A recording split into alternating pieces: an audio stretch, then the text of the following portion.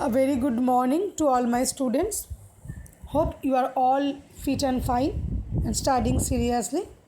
Students, last day in your Zoom class, um, we revised narration change of assertive sentence and all the rules were explained in detail, and whatever queries you had, everything was clarified. So now it's time to move on to the next step of narration. So today your lesson is narration change of interrogative sentence. Now students, as you know, interrogative sentence is of two types. One is yes no question, another is WH question. So today we will learn how to change direct to indirect when the reported speech is written in yes no question pattern. Okay, that time how we will change direct to indirect. First of all, I will show you one example, and at the same time I will explain the rules. So see the example. Here the first example I have taken. Father said to me, "Do you know your full address?" Now all of you see students, do you know your full address? It's an interrogative sentence. Now tell me, is it a yes no question or WH question? Obviously it is a yes no question because no WH word is there. So when this type of a yes no question will be there, to change this from direct to indirect, three things you have to keep in mind. Remember, three things. What is the first thing? In indirect speech, what will be the reporting verb? Now students, see here father is asking something. So the reporting verb will be asked. Father asked me or inquired of me. Okay. If me is not there, to me, to him is not there, then only asked. You can write wanted to also, wanted to know. Father wanted to know, or father asked, or father inquired of me. After that, the second important thing is that, see here I have omitted inverted comma in indirect speech, and what you did in assertive sentence, what you were doing in assertive sentence, you used that, isn't it? You used that after the reporting verb asked or inquired of me. But here what I have used? If. Okay, have you noticed? I have used if. Okay, so instead of that we have to use if or whether.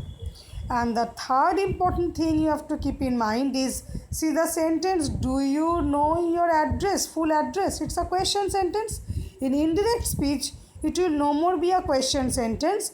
It will be changed to an assertive sentence, from interrogative to assertive. So what I have written, father asked or inquired of me if. Now see, I knew my full address. This part, I knew my full address, is this a question pattern? No, it has become an assertive sentence. First I subject, then knew my full address. Why knew? Because know is simple present tense, it will become past. So 3 points to be followed. What are the 3 points when changing to indirect speech? The first point is the reporting verb will be asked or inquired of or wanted to know. Okay. Second point is, instead of that we will use if or whether. See the spelling whether, WHETHER, whether, to be used. And the third point is the interrogative form will be changed to assertive. So the indirect speech will end with a full stop, not with any question mark. Have you noticed, students? Is there any question mark? No, there is no question mark. Here question mark is there in direct speech, but in indirect speech, as I have changed this to assertive, here full stop is there. Okay. Now come to the next example. Suman said, "Will you take part in the program?" Now in indirect speech, Suman said will become Suman asked. Okay, or you can write wanted to know. So Suman asked. After that, the inverted comma is omitted, and I have used here whether. You can write if also. So Suman asked whether or if.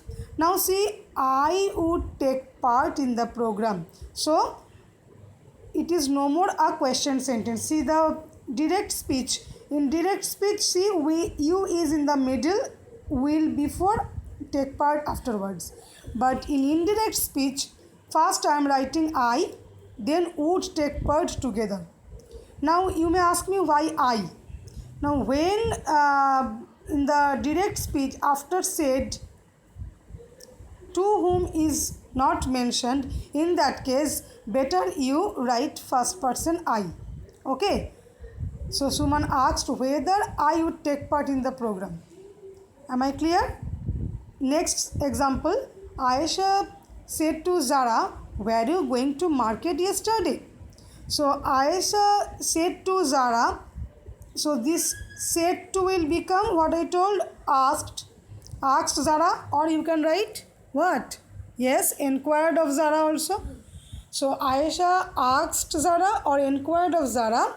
After that I have used here if. You can write whether also. So Ayesha asked Zara if or whether. Now she means who? She means Zara. That's why I have mentioned the name again in bracket. That is better, because if you write only she, who is this she, Ayesha or Zara? To specify this, I have written the name in bracket. So Ayesha asks Zara if. After if, again I am telling you to note it very carefully. In the direct speech, you is the you. In the direct speech, you is the subject before it were, after it going. But in indirect speech, don't write this. It will become an assertive sentence. So start with the subject she. After if or whether, she now had been going. All of you note the change of tense. Were going means past continuous. Past continuous will be changed to past perfect continuous. So had been going to market. Now yesterday becomes the previous day. Okay. So the answer will be Ayesha asked Zara if she had been going to market the previous day. Okay children, hope this much is clear to you. See the examples again and again. Note down the rules and the examples in your notebook and study. Thank you.